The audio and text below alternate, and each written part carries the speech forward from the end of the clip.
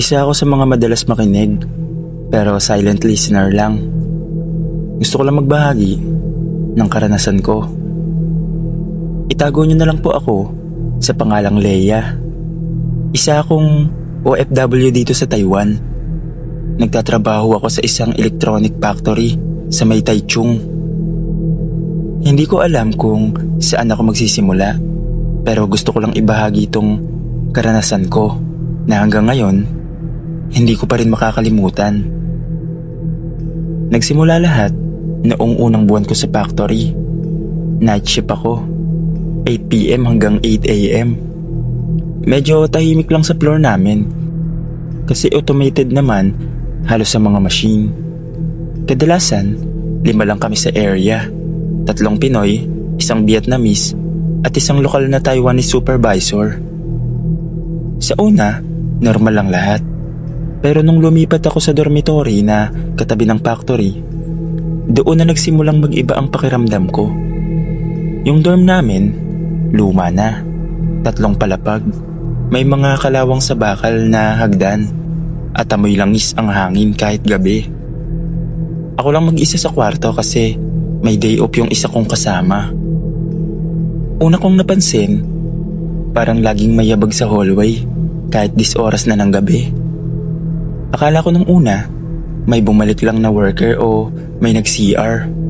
Pero pag sumilip ako sa pintuan, walang tao. Tahimik. Tapos biglang maririnig mo ulit yung tunog ng tsinelas sa sahig. Hindi ko pinansin. Inisip ko baka imagination ko lang, dala ng pagod. Pero nang sumunod na gabi, habang nag-aayos ako ng uniform sa cabinet, napansin kong may babae sa salamin. Hindi ko refleksyon. Nakatayo siya sa likod ko. Nakayuko, mahaba ang buhok, at suot yung old style uniform ng factory. Kulay asul na may name patch sa dibdib. Paglingon ko sa likod, wala namang tao. Hinilabutan ako.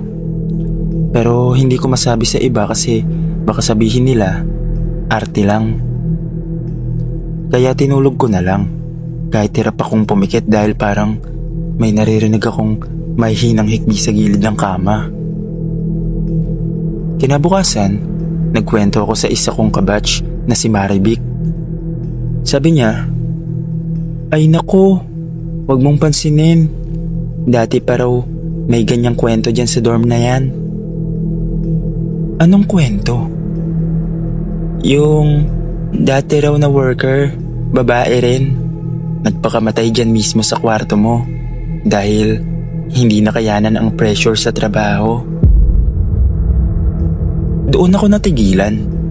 Bigla akong naalala yung uniform na suot ng babae sa salamin.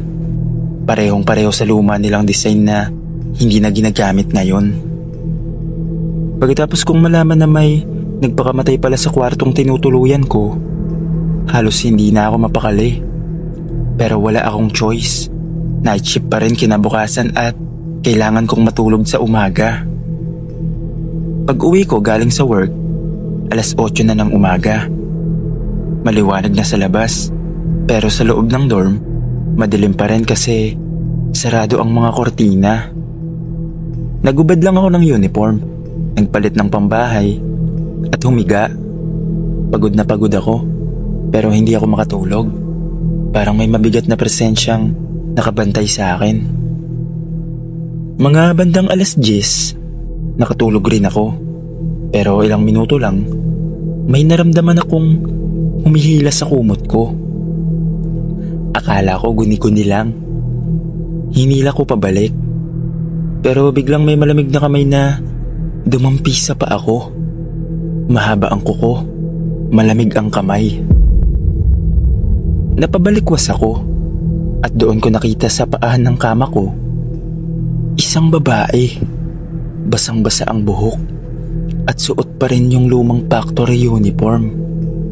Hindi ko makita ang mukha niya, pero naririnig ko yung mahina niyang pag-iyak.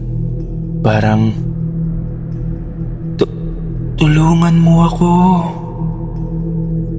Pero may halong hikbi.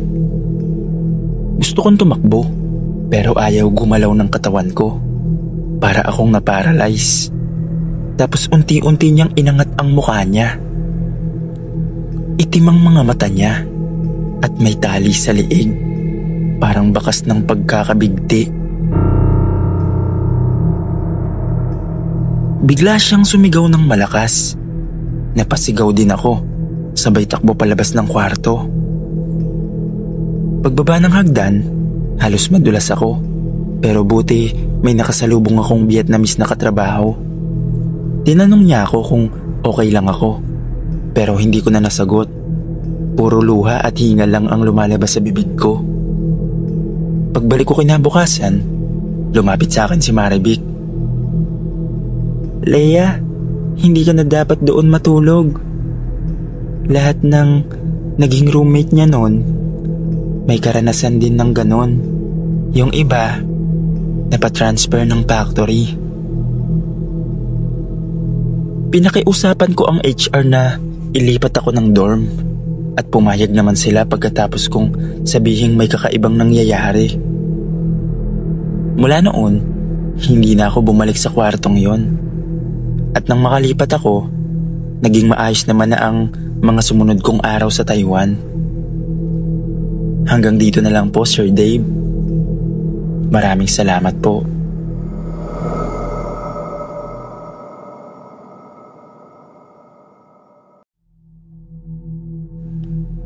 Ako nga po pala si Randy.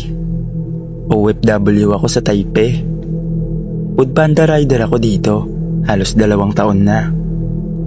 Gabi ako kadalasan nagbabike kasi mas malamig at mas kaunti ang sasakyan.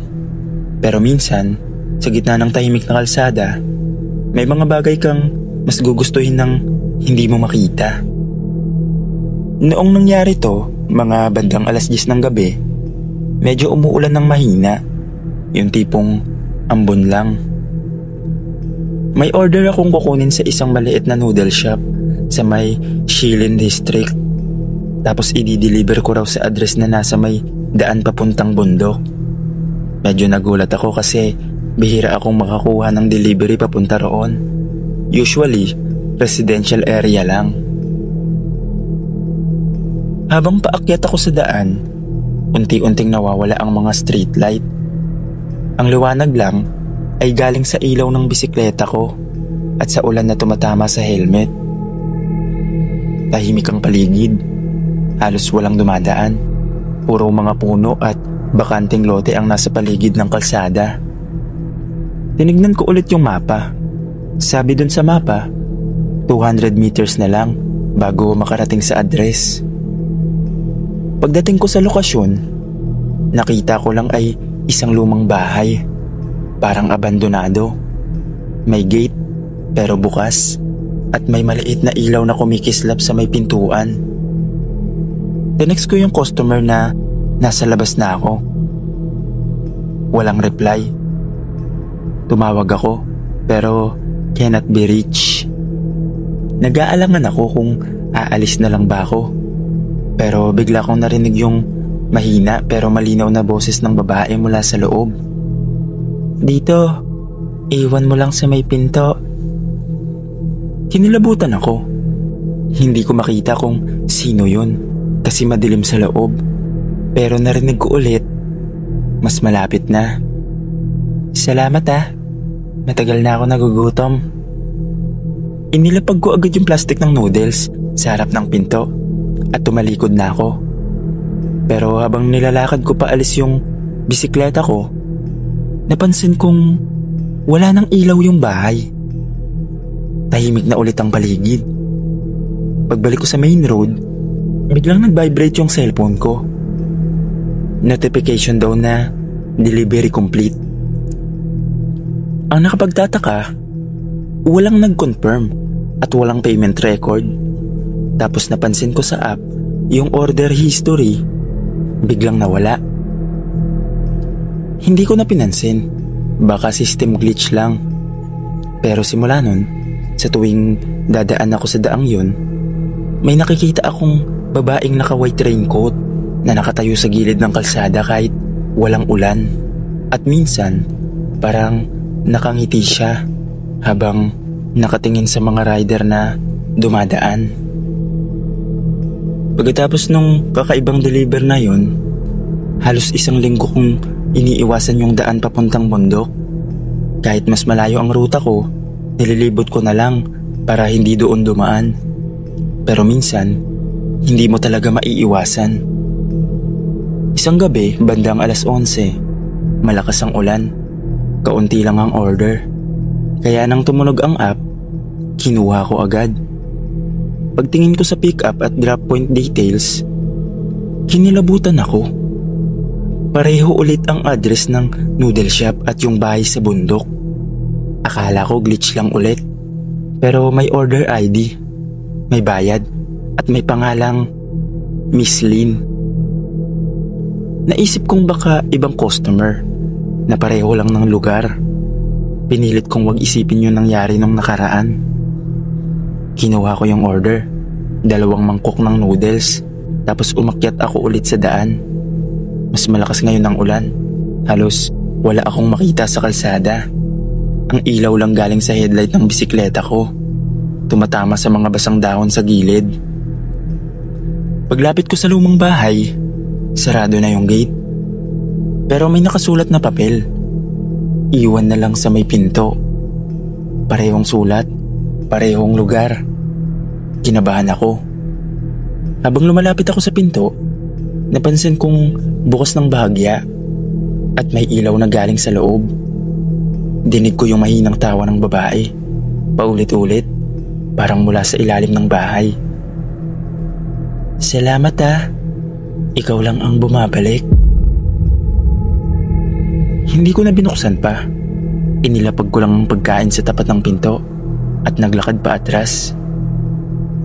Pero bago ako makalayo, may kamay na lumabas mula sa loob. Tuyong-tuyo at nangingitim at hinawakan ng bisikleta ko.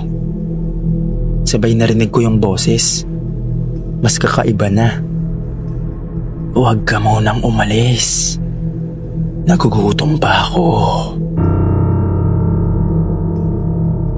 Nabitawan ko ang bisikleta at tumakbo pababa sa kalsada kahit malakas ang ulan. Narinig ko sa likod ko yung mga yabag. Mabilis, parang hinahabol ako. Tapos bigla akong nadulas. Tumama yung ulo ko sa simento. At paglingon ko, may babae sa gitna ng daan. Nakaputing raincoat, basa at may itim na marka sa liig. Parang sa taong nagbigti. Tapos ngumiti siya. "Salamat sa noodles, Randy." Pagdilat ko, nasa ospital na ako. Ayon sa mga kapwa ko rider, nakita raw nila akong nakahandusay sa gilid ng kalsada. Basang-basa, walang bisikleta, at may marka sa braso ko, parang paso. Matapos ang ilang araw, nakarecover ako. Bumalik pa rin naman ako sa pagdi-deliver kasi yun ang trabaho ko. Pero mula nun, hindi ko na ulit nakuha yung booking na yun.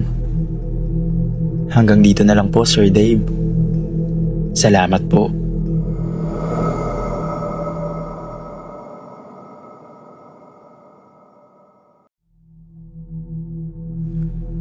Dahil nawiwili ako sa pakikinig sa mga stories mo, Sir Dave, naisipan ko na din magbahagi ng karanasan ko.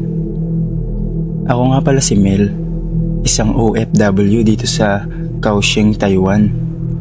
Nagtatrabaho ako sa isang factory ng electronic parts at nakatira ako sa company dormitory sa may outskirts ng city.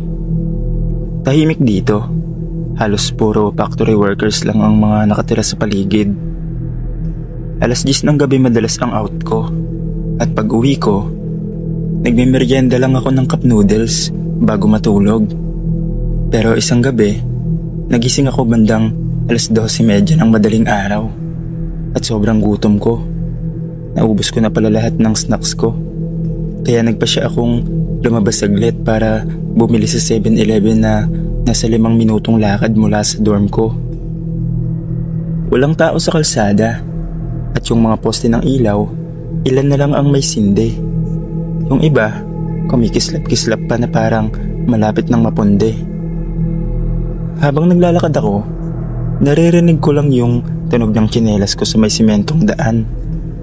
Minsan parang may sumasabay na akbang sa likod ko, pero paglingon ko, walang tao. Inisip ko, baka hangin lang o baka eko ng tunog ko sa kalsada. Kaya dire-diretso na lang ako hanggang makarating sa 7-Eleven. Pagdating ko doon, normal lang lahat. Malamig ang aircon at yung cashier na si Kuya Lin. Kilala ko na kasi madalas ako doon bumibili. "Ni hao Mel, gabi na," sabi niya. Ngumiti lang ako at sagot ko, "Oo, gutom lang po. Sandali lang ako." Kumuha ako ng sandwich, gatas at cup noodles. Habang nagbabayad ako, napansin kong wala nang halos dumadaan na sasakyan sa labas. Pero may isa akong nakita sa bintana. Parang taong nakaitim na hoodie, nakatayo sa kabilang kalsada.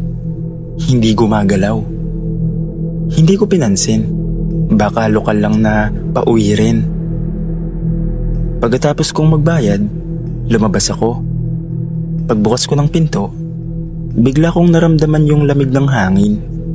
Pero kakaiba, parang may halong amoy ng bulok na tubig. Tinignan ko ulit yung kabilang kalsada, pero wala na yung lalaking naka-hoodie. Ang tahimik, walang hangin, walang sasakyan. Naglakad ako pauwi, pero mga ilang hakbang pa lang, may narinig akong tunog ng tsinelas sa likod ko. Pareho sa hakbang ko. Pero hindi ko na sigurado kung ako pa ba yun o iba na. Paglingon ko, wala pa rin. Pero sa gilid ng mata ko, parang may aninong kumikilos sa madilim na parte ng daan. Binilisan ko maglakad. Tapos narinig ko, may mahina pero matinis na tawa sa likod. Napahinto ako. Yung boses, parang babae. Paglingon ko, doon ko nakita isang nilalang. Mahaba ang buhok hanggang lupa at naglalakad na parang bali ang mga tuhod. Mabagal siyang lumalapit at sa bawat hakbang niya, parang may basang tsinelas na sumasayad sa semento. Tumakbo ako papunta sa dorm. Dahil sa takot, nabitawan ko yung binili kong pagkain habang tumatakbo. Pero naririnig ko pa rin sa likod ko yung tawa niya, papalapit ng papalapit. Pagdating ko sa gate, binuksan ko agad at pagpasok ko, sinara ko. Pero nakita ko sa bintana ng dorm, nakatayo siya sa labas, nakatingala sa akin. Ang mukha niya, itim na parang sinunog at sa halip na mata, butas lang na may dumadaloy na likido. Parang langis. Ngumiti siya, sabay nawala, parang tinangay ng hangin.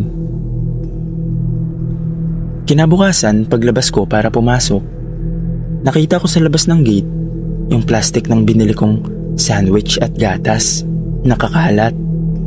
Pero punit-punit at may bakas ng itim na likido sa semento. Sinabihan ko ang mga kasama ko, pero sabi nila, marami na raw nakakita ng nilalang sa kalsadang yon. Babae raw na tumatawid gabi-gabi, papunta sa convenience store. Pero nasagasaan. At simula noon, nagpapakita siya sa mga OFW na lumalabas ng 10 oras. Hindi na ulit ako lumabas ng mag-isa pag late na. At palagi na din akong nag-i-stock ng pagkain para kung sakaling magutom ako, may makakain ako at hindi nalalabas para bumili ng 10 oras ng gabi. Hanggang dito na lang po.